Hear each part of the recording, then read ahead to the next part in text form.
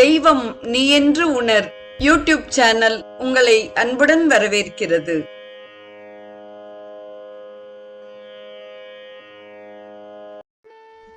அன்பு உள்ளங்கள் அனைவருக்கும் உற்சாகமான இனிய சுபதின வணக்கம். இன்றைய ஸ்ரீ கௌமாரம் நிகழ்வில் உதித்தனன் முருகன் என்பது குறித்து சிந்திக்க இருக்கிறோம். எங்களையும் முன்பு பெற்றெடுத்து எங்களுக்கு உரிய ஆட்சி பொறுப்புகளையும் அருளி எங்களில் ஒருவனாகவும் இருந்து அருள் செய்யும் உனது சிறப்பை எங்களால் அறியவும் கூறவும் இயலுமோ என்று ஈசனை பலவாறு புகழ்ந்து போற்றினர் தேவர்கள். தங்களுடைய வேண்டுகோளையும் முன்வைத்தனர்.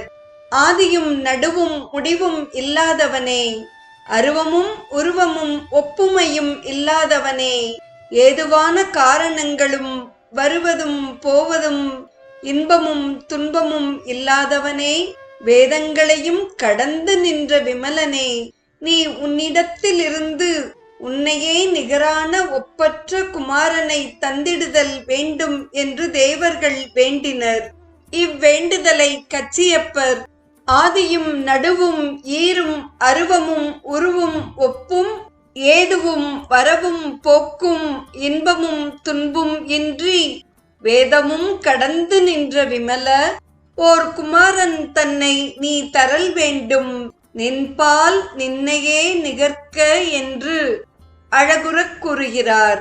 மலரோனாகிய பிரம்மன் முதலான வானத்து தேவர்கள் உரைத்த சொற்களை கேட்ட சிவபெருமான், நீங்கள் மனதில் துன்பப்பட வேண்டாம், புதல்வனை தந்து அருளுவோம் என்று கூறி மெய்ஞானியர் சிந்திக்கும் தனக்கே உரிய தொன்மையான திருமுகங்கள் ஆறினையும் எடுத்துக்கொண்டான். சிவபெருமான் அருள்தலை இவ்வாறாக கச்சியப்பர் கூறுகிறார். வந்திக்கும் மலரோன் ஆதி வானவர் உரைத்தல் கேளா புந்திக்குள் இடர் செய்யற்க புதல்வனை தருதும் என்னா அந்திக்கு நிகர் மெய் அண்ணல் அருள் புரிந்து அறிஞராயோர் சிந்திக்கும் தனது தொல்லை திருமுகம் ஆறும் கொண்டான் என்று கூறுகிறார். இப்பாடலில் அந்திக்கு நிகர் மெய் அண்ணல் என்பது அந்தி நேரத்து செக்கர்வானத்தை ஒத்த திருமேனியை உடைய பெருமான் என்ற பொருளாகிறது. தொல்லை என்ற வார்த்தைக்கு தொன்மையான என்பது பொருளாகிறது. சத்யோஜாத்தம், வாமதேவம், தத்புருஷம், ஈசானம், அகோரம் என்ற ஐந்தும் ஈசனின் 5 முகங்கள் ஆகும். ஆறாவதான அதோமுகம் ஞானியர்கள் மட்டும் அறிவதாகும். 6வது முகம் அம்பிகைக்கு உரியது என்பது தவறாகும். வாமதேவம் என்ற முகம் அம்பிகையின் முகம் போன்று அழகானது. ஆகவேதான் அதனை அழகான முகம் என்ற பொருளில் வாமதேவம் என்றனர். வாமம் என்ற சொல்லுக்கு அழகு என்றும் இடப்புறம் என்றும் 2 பொருள்கள் உண்டு. இங்கு தனது தொல்லை திருமுகம் 6ம் கொண்டான் என்பதால் தனக்கே உரிய 6 முகங்கள் என்பதே பொருளாகும். மற்றும் தேவர்கள் நீ தர வேண்டும் நின்பால் என்று வேண்டுகோள் விடுத்தனர். ஆகவே தனக்கே உரிய 6 முகங்களையும் எடுத்துக்கொண்டான். பெருமான் கொண்ட திருக்கோலத்தை கண்டு உள்ளம் திடுக்குற்று அதிசயித்து நின்ற தேவர்கள் அவனுடைய அருட்திறத்தை போற்றினர். ஞான வடிவாகிய பெருமான் கொண்டிருந்த ஒவ்வொரு திருமுகத்தில் இருந்த நெற்றிக் கண்ணிலிருந்தும் ஒவ்வொரு தீப்பொறியை அளித்தருளினான். இக்காட்சியை நிற்புறும் அமரர் யாரும் நெஞ்சு துண்ணென்ன நீடும் அற்புத நீரர் ஆகி அருள்முறை உன்னி போற்றச் சிற்பரன் தான் கொண்டுள்ள திருமுகம் 6 தன்னில் பொற்புறு நுதற்கண் தோறும் புலிங்கம் ஒன்று தந்தான் என்று இக்காட்சியை வர்ணிக்கிறார். இப்பாடலில் சித் என்பது அறிவு அல்லது ஞானம் என்ற பொருளாகிறது. சிற்பரன் என்பது ஞான வடிவான பரம்பொருள் என்பதாகவும் புலிங்கம் என்பது தீப்பொறி என்ற பொருளையும் தருகிறது. அவ்வாறு ஈசன் நெற்றிக் கண்களில் இருந்து தீப்பொறிகளை வெளிப்படுத்திய நேரத்தில் பிரம்மன் முதலான எவரும் அருகில் செல்ல இயலாத அளவில் வெம்மையுடன் பூவுலகம் மற்ற அண்டங்கள் முழுவதும் அவற்றின் வெப்பம் திடீரென பரவியது. இந்த ஒரு அழகான நிகழ்வை ஆவதோர் காலை ஈசன் அருமுக நுதற்கண் மாட்டே மூவிரு பொறிகள் தோன்றி முளரியான் முதலா உள்ளோர் ஏவரும் அணுகல் செல்லா எல்லை தீர் வெம்மைத்து ஆகி பூவுலகு அண்டம் முற்றும் பொள்ளெனப் பராயது அன்றே என்று கூறுகிறார். இப்பாடலில் முளரி என்பது தாமரையை குறிக்கும், முளரியான் என்பது தாமரையில் உறையும் பிரம்மனை குறிப்பதாக அமைகிறது. தனக்கு மூல காரணம் இல்லாத சிவபெருமானின் நெற்றிக் கண்களில் இருந்து தோன்றிய அப்பொறிகள் உலகினருக்கு பேரருள் புரியவே தோன்றிய தன்மையால் ஓர் உயிர்க்கும் அழிவை ஏற்படுத்தவில்லை. ஆனால் அவை அனைத்து உயிர்களையும் அச்சம் கொள்ளச் செய்தன. இந்த அழகான காட்சியை காரணம் இல்லவன் கண்ணில் காண்ற தீ பேரருள் புரிந்திடப் பிறந்த பான்மையால் ஓருயிர் தன்னையும் ஒழிவு செய்தில ஆரையும் எவற்றையும் அச்சம் செய்தவே என்று சிவபெருமானின் கண்களில் இருந்து வந்த தீப்பொறி அச்சம் செய்ததை அழகாய் வர்ணிக்கிறார். அத்தகைய தீப்பொறிகளின் வெப்பத்தை கண்டு ஈசனின் அருகில் அமர்ந்திருந்த கன்னியான அம்பிகையும் திருமேனி வியர்த்தனள். கலக்கம் அடைந்து காலில் அணிந்த சிலம்புகள் சத்தமிட்டு ஒன்றோடு ஒன்று தாக்கும்படி மிகவும் விரைவாக அந்தப்புரத்துக்குள் ஓடினாள். இக்காட்சியை அன்னதன் வெம்மை கண்டு அமலன் பாங்குரை கன்னியும் வியர்த்தனள். கலங்கி ஏழி இப்பொன்னடி நூபுரம் புலம்பித் தாக்குறத் தன்னதோர் உரையுளை சார ஓடினாள் என்று அம்மையின் பதைப்பதைப்பை அழகுற வர்ணிக்கிறார். தீப்பொறிகளின் வெம்மையை தாங்க முடியாத தேவர்கள் கைலை திருக்கோவிலின் பல்வேறு திசைகளிலும் ஓடிக் களைத்தனர். மீண்டும் பெருமானின் அருகில் வந்து நின்றனர். ஓடி அலைந்து மீண்டும் ஈசனிடம் திரும்பிய தேவர்களுக்கு 2 உவமைகளை கூறுகிறார் கச்சியப்பர். அவர்கள் வலையில் சிக்கிய மானை போல் பரிதவித்தனர். கைலை திருக்கோவிலை விட்டு அகல இயலாமல் அங்கேயே சிறைப்பட்டது வலையில் அகப்பட்ட மானை போல இருந்தது. ஒரு குறிப்பிட்ட எல்லைக்குள்ளேயே சிதறி ஓடினர். எனினும் ஈசனின் அருகிலேயே வந்து சேர்ந்தனர். அவர்கள் கலத்தலை அகன்றிட காகம் போலவும் இருந்தனர். இந்த ஒரு அற்புதமான காட்சியையும் கச்சியப்பர் வலைத்தலை மானென வன்னி சூழ்ந்துழி தலைத்தலை இரிந்துளோர் தம்மின் மீள்குறா நலம் தரு கண்ணுதல் நாதல் சேர்ந்தனர். கலத்தலை அகன்றிடா காகம் போலவே என்கிறார். துறைமுகம் ஒன்றில் இருந்த கப்பலின் பாய்மரத்தின் உச்சியில் ஒரு காகம் அமர்ந்திருந்தது. மாலுமி கப்பலை துறைமுகத்திலிருந்து கடலில் செலுத்தினான். கப்பல் வெகு தொலைவு சென்று விட்டது. அப்போது காகம் கரையை தேடி பறந்தது. கரை தென்படவில்லை. திரும்பி பறந்து வந்து பாய்மரத்தின் உச்சியில் அமர்ந்தது. சிறிது நேரம் கழித்து வேறு திசையில் பறந்தது. கரை தென்படவில்லை.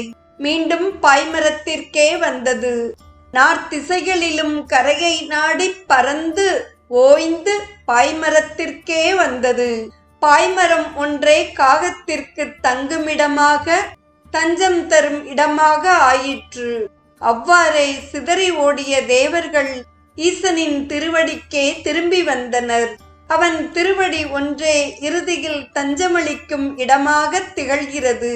வேறு எங்கு சென்றாலும் உரிய இடம் கிடைக்காமல் மீண்டும் அவன் திருவடிக்குத்தான் திரும்ப வேண்டும் என்ற அரிய உண்மையை இப்பாடலில் பொதித்து வைத்துள்ளார்.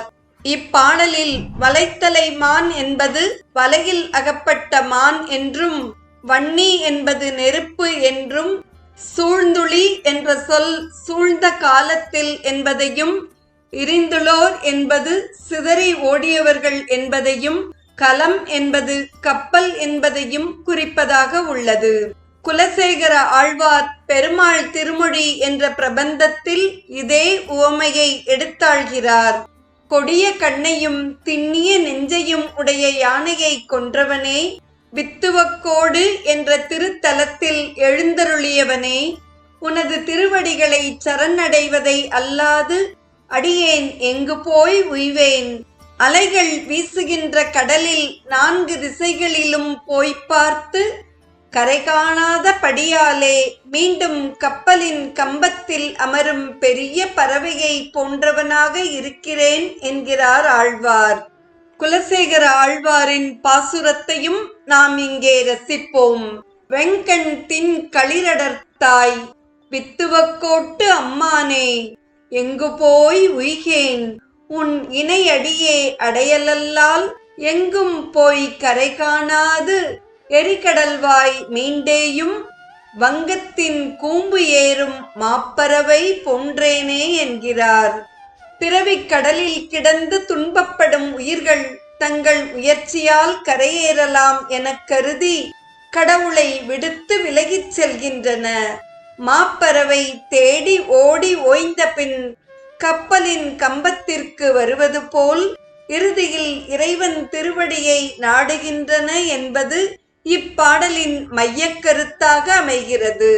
எங்கும் விஞ்சிப் பரவிய நெருப்பின் வெம்மையைக் கண்டு நாங்கள் அஞ்சினோம். சிதறி ஓடிய நாங்கள் நினது செஞ்சரணே அடைக்கலமாக அடைந்தோம். நன்கு சிந்தித்து உணர்ந்தால் உன்னையல்லாமல் எங்களுக்கு தஞ்சம் அளித்து தாங்குபவர் வேறு யார் உளர் என்றனர் தேவர்கள். இவ்வேண்டுதலை விஞ்சிய பேரடல் வெம்மை ஆற்றலாது அஞ்சினம் இருந்தயாம் ஐய, நின்னிரு செஞ்சரண் அடைந்தனம் தெரியின் நீயலால் தஞ்சமது உழலுகொல் எம்மை தாங்கவே என்று இறைவனிடம் சரணடைவதை அழகுற வர்ணிக்கிறார். அதனை கேட்ட சிவபெருமான் வாயுதேவனையும் அக்னி தேவனையும் அழைத்தான். இப்பொறிகளை நீங்கள் இருவரும் தாங்கிச் சென்று கங்கையில் விடுத்திடுக என்றான். வாயுவும் அக்னியும் தமக்கு அவ்வாற்றல் இல்லை என்றனர். உங்களுக்கு அவ்வாற்றல் கிட்டும் என்றான் ஈசன். நீங்கள் இப்பொறிகளை தாங்கிச் சென்று பரந்து பெருகி வரும் நீரினை கொண்ட கங்கை ஆற்றில் விடுத்திடுக. அவற்றை கங்காதேவி சரவணத்தில் அமரும்படி தாங்கிச் சென்று விடுத்திடுவாள். இப்போது இதுவே உங்கள் பணி என்றான் பெருமான். இக்காட்சியையும் நீங்கள் இச்சுடர்களை நெறியில் தாங்கியே விங்கு நீர் கங்கையில் விடுத்திர் அன்னவை ஆங்கவள் சரவணம் அமர உய்க்குமால் ஈங்கிது நும்பணி என்று இயம்பினான் என்று வர்ணிக்கிறார். பின்னர் சிவபெருமான் தீப்பொறிகள் சரவணத்தில் குழந்தையாகி வளர்ந்து சூராதி அவுணர்களை அழிப்பான். இனி நீங்கள் அனைவரும் கவலையின்றி செல்லுக என்று கூறி தேவர்களை அனுப்பி வைத்தான். 6 தீப்பொறிகளையும் வாயுதேவன் 1 நாழிகை காலம் சுமந்து சென்றான். பின்னர் அக்னி தேவனிடம் கொடுத்தான். அவனும் 1 நாழிகை காலம் சுமந்து சென்று அப்பொறிகளை கங்கையில் விடுத்தான். கங்காதேவி அப்பொறிகளை சரவண பொய்கையில் சேர்த்தாள். வறியவனாகிய விவசாயி பயிர்கள் வளர்ந்து பயன் தரும் நாளை எதிர்பார்த்து இருப்பது போல் தேவர்கள் காத்திருந்தனர் என்று உரைக்கிறார் கச்சியப்ப சிவாச்சாரியர். உமையம்மை உவந்து தவமியற்றிய இமயத்தின் சாரலில் இருந்த சரவண பொய்கையில் தீப்பொறிகள் சேர்ந்தவுடன் அப்பொய்கை சற்றும் நீர்வளம் குன்றாது நிறைந்து விளங்கிற்று. உருவம் உடையதாகவும் உருவம் அற்றதாகவும் அனாதியாகி பலவாகவும் ஒன்றாகவும் பரபிரம்மமாகவும் ஆகி நிற்கும் ஜோதி பிழம்பு கருணை ததும்பும் 6 முகங்களும் 12 கரங்களும் கொண்டு ஒரு திருமுருகனாக உதித்தான். இதை கச்சியப்பர் அருவமும் உருவமாகி அனாதியாய் பலவாய் ஒன்றாய் பிரம்மமாய் நின்ற ஜோதி பிழம்பதோர் மேனியாக கருணைகூர் முகங்கள் 6 கரங்கள் 12 கொண்டே ஒரு திருமுருகன் வந்து அங்கு உதித்தனன் உலகம் உய்ய என்று உலகம் உய்ய வந்த முருகனின் அழகை பாடுகிறார். அனைத்தையும் கடந்த பரம்பொருள் திருமுருகனாக வந்தது. அஃது குமாரனாக வந்ததால் உதித்தான் என்று ஆண்பாலாக குறிப்பிட்டார்.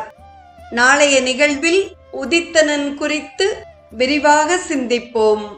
இன்றைய ஸ்ரீ கௌமாரம் நிகழ்வில் தேவர்கள் அனைவரும் சிவபெருமானை நோக்கி போற்றி வேண்டியதையும், சிவபெருமான் தன்னுடைய 6 முகங்களை பொறிகளாக்கி அப்பொறிகளை வாயுவும் அக்னியும் சுமந்து கங்கையிடம் சமர்ப்பித்ததையும், கங்கை சரவணப் பொய்கையில் சேர்த்ததையும், அங்கு திருக்குமாரன் உதித்ததையும் செவிமடுத்த அத்துணை நல்ல உள்ளங்களுக்கும் நெஞ்சார்ந்த நன்றி.